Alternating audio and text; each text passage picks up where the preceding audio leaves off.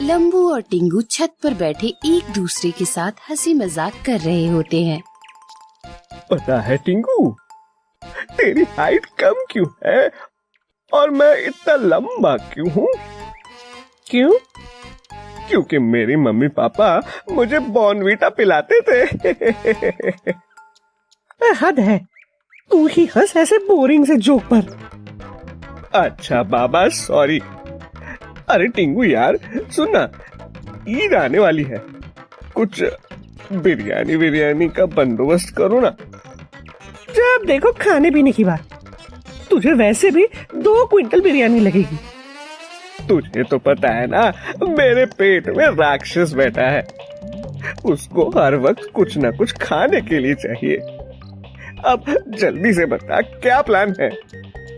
वैसे मोहम्मद भाई ने ईद पार्टी रखी है और मुझे बुलाया भी है, तू भी साथ चल। अरे गजब, पिछले साल कितना मजा आया था ईद पार्टी में।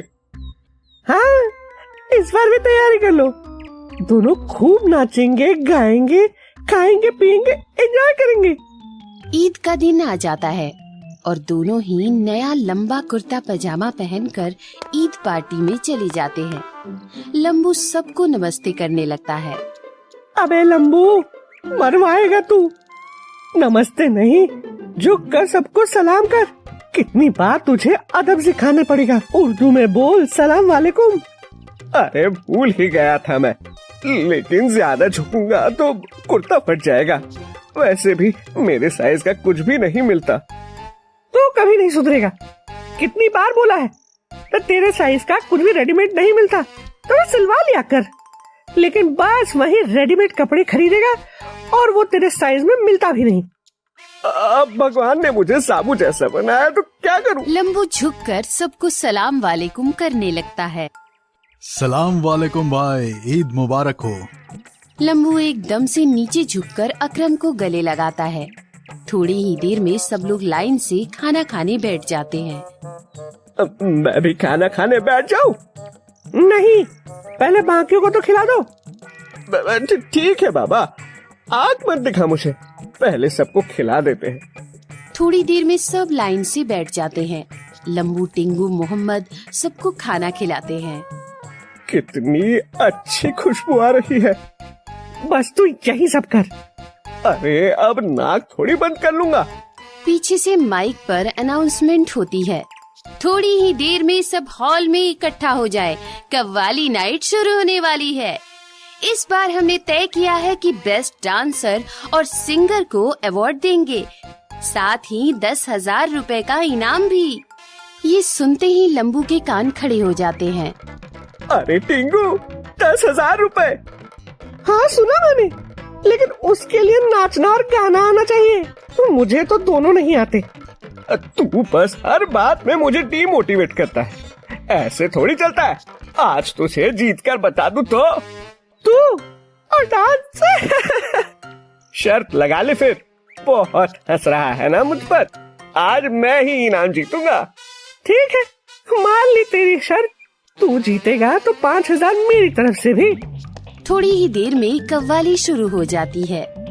ऐ मेरी जोहरा जफी, तुझे मालूम नहीं, तू अभी तक है हंसी और मैं जवान। लंबू भी भागकर कपड़े बदलने चला जाता है। अरे ये लंबू एकदम से किधर गायब हो गया? अभी तो यही था।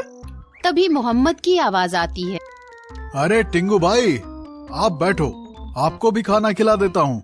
वैसे भी सबने खाना खा लिया है। आपके साथ वो लंबू भाई थे ना, वो किधर गए? पता नहीं, अभी तो यही था। तभी पीछे से कव्वाली की आवाज आती है।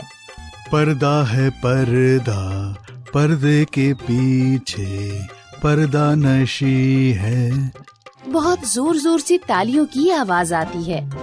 मोहम्मद हॉल की तरफ चला जाता है। टिंगू भी खाना खाकर वहाँ पहुँचता है। अरे ये इतनी लंबी मोहतरमा कौन है? बाप रे, लेकिन कमर क्या शानदार हिला रही है। सब लोग कितना आनंद ले रहे हैं। तभी मोहम्मद जोश जोश में स्टेज पर पहुँच जाता है और उस औरत के साथ नाचने लगता है। पूरे स्टेज पे सब जोर जोर से हुटिंग करने लगते हैं। अरे लंबू किधर मर गया? एक तरफ तो कह रहा था कि तेज भूख लगी है और दूसरी तरफ गायब हो गया। तीसरी कव्वाली शुरू होती है। हमें जिंदा रहने दो ए हुस्न वालों। लंबी औरत जोर जोर से कूद कूद कर नाचने लगती है। एक संतरा नीचे गिर जाता है। टिंकू की नजर उस पर जाती है। अरे ये तो लंबू है। हे भगवान, इसने तो शर्त जीतने की बात कही थी। लंबू अपनी मस्ती में भी अभी भी जोर जोर से नाच रहा होता है। मोहम्मद टिंगू के पास आता है। टिंगू भाई, आज ईद है, आपसे कुछ मांगूंगा तो दोगे? कैसी बातें कर रहे हो भाई, बोलो आप तो बस। वो जो लंबी लड़की नाच रही है ना, वो मुझे पहली नजर में पसंद आ गई। मेरी उससे बात चलवाओ ना प्लीज। ये सुनते ही टिंगू जोर जोर से हंसने लगता है। आप हंस क्यों रहे हैं भाईजान? नहीं, बस सोच रहा था, तुम्हारे लिए बहुत लंबी है ना वो तो। मोहब्बत ये सब थोड़ी देखता है भाईजान, वो कितनी सुंदर है। ठीक है भाई, इस मोहब्बत को अंजाम तक पहुंचाऊंगा। टिंगू मन में खूब हंसता है। असली मजा तो अब आएगा जब लंबू के पीछे मोहम्मद पड़ेगा। मुझसे शर्त हार जाएगा लंबू। टिंगू गाना खत्म होने पर लंबू के पास जाता है। चुप रे टिंगू, मैंने बोला था ना मैं ही जीतूंगा।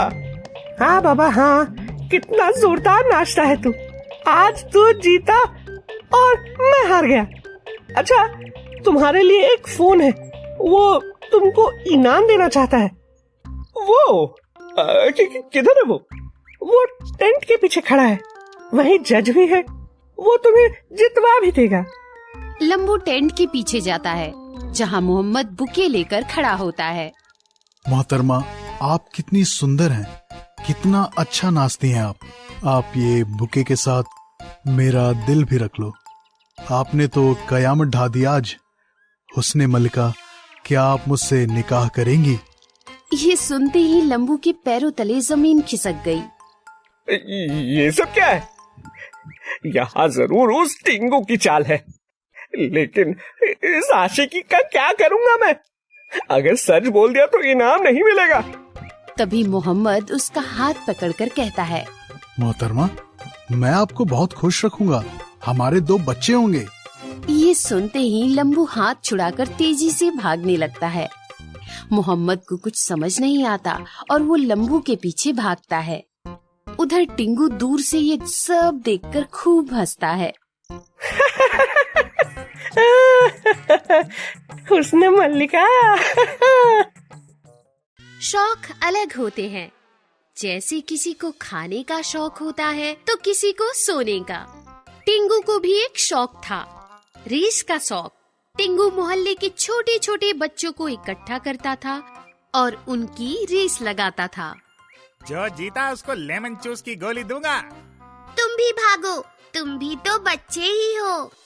टिंगू को गुस्सा आ गया। लगता है तुम्हें लेमन जूस देना ही पड़ेगा। कुछ दिन बच्चे टिंगू के इशारे पर भागते रहे और कुछ दिन बाद लेमन जूस चूस चूस कर बोर हो गए।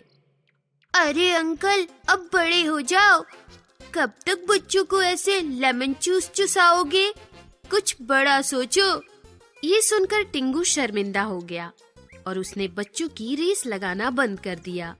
बच्चे ठीक कहते हैं, सच में लेमन जूस बन गया हूँ मैं। जो भी आता है चूस कर चला जाता है। मुझे अब कुछ बड़ा करना होगा। और वो मौका भी टिंगू के पास खुद चल कर आया, जिसका उसे इंतजार था। टिंगू न्यूज़पेपर पढ़ रहा था, तभी उसने एक एडवर्टाइजमेंट देखा। हाथियों की रेस, वो भी हमारे शहर में। यही है वो बड़ा मौका। मैं भी रेस में अपना हाथी दौड़ाऊंगा। टिंगू ने जाकर रेस के लिए फॉर्म भर दिया और टिंगू हाथी खरीदने बाजार पहुंचा। अरे बिल्कुल सही जगह आए हो। मेरा नाम हत्तू है, मैं दूंगा तुम्हें हाथी। हत्तू, ये कैसा नाम है? मेरा असली नाम दत्तू है। हाथियों के बीच रहकर हत्तू हो गया। बोलो कौन सा हाथी दूं? मुझे दौड़ने वाला हाथी चाहिए, रेस में लगाना है।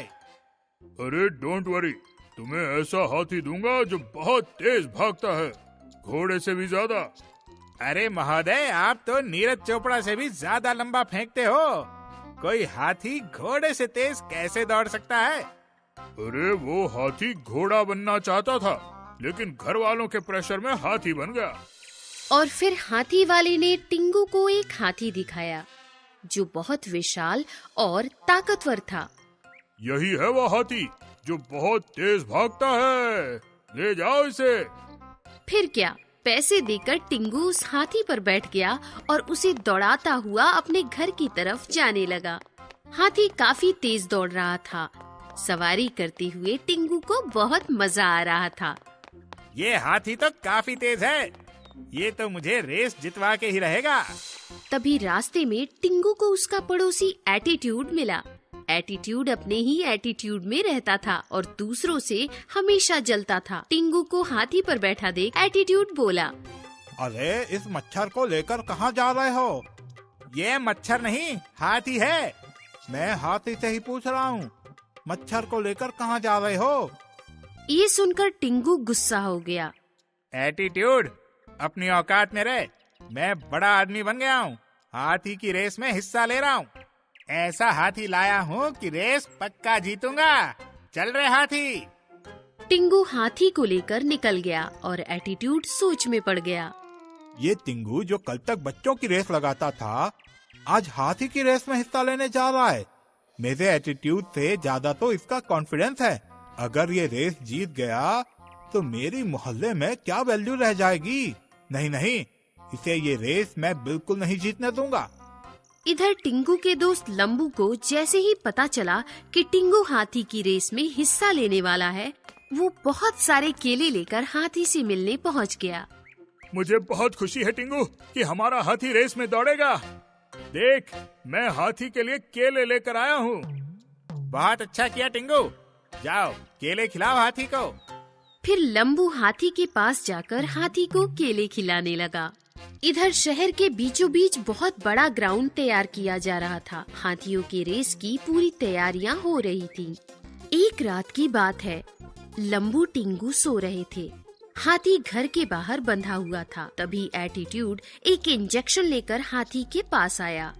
कल रेस है, आज मैं ये इंजेक्शन इस हाथी को दे दूंगा तो 4 दिन तक ये हाथी अपनी जगह से हिलेगा भी नहीं।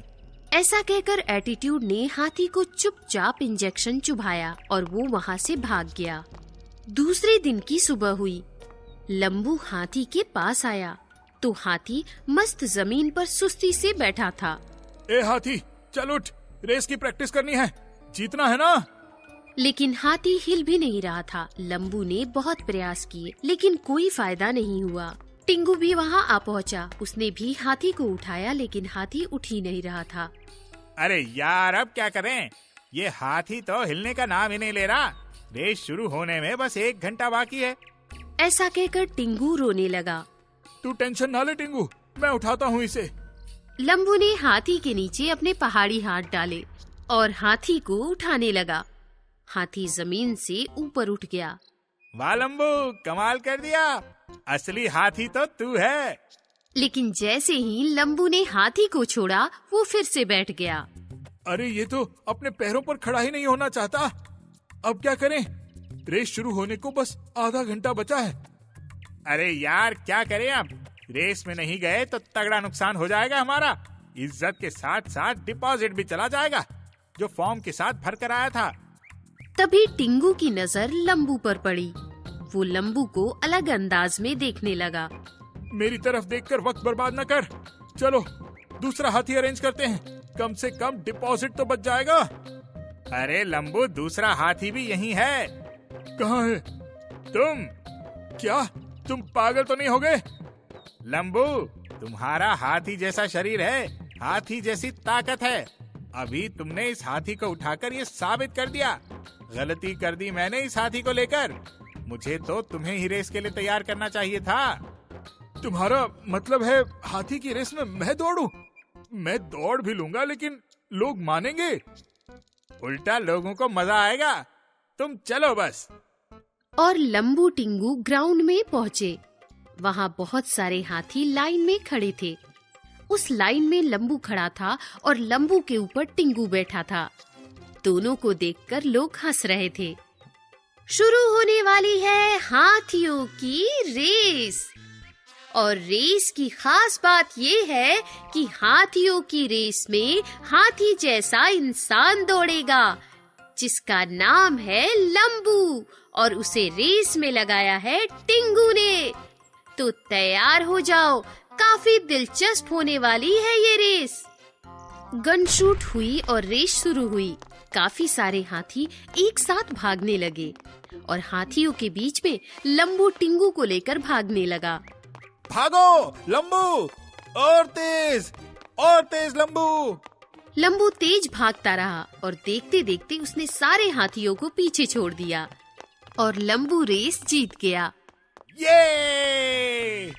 इस प्रकार टिंगू ने चालाकी से हाथी की रेस में लंबू को दौड़ाया और बहुत बड़ा प्राइज भी जीता। और दोनों को स्टेज पर प्राइज लेता हुआ देखकर ऑडियंस में बैठे एटीट्यूड के सीट के नीचे से धुआं निकलने लगा।